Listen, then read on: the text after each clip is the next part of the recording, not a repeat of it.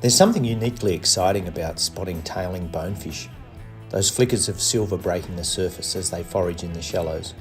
It's like finding treasure on the flats, and it's as much a game of skill as it is patience.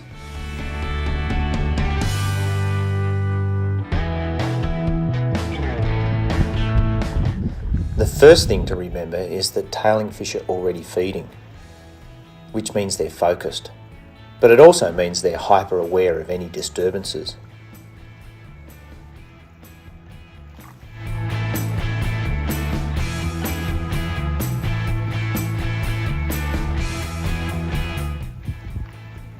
Approaching them requires a calm, calculated strategy.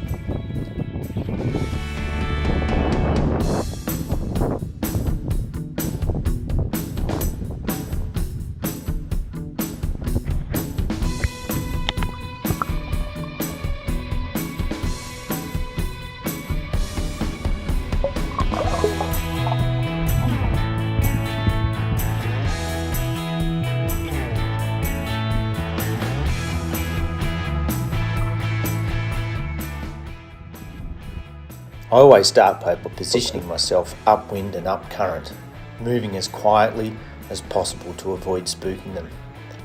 It's not just about seeing the fish, it's also about reading their body language, how they angle as they dig into the sand, leaving small puffs behind.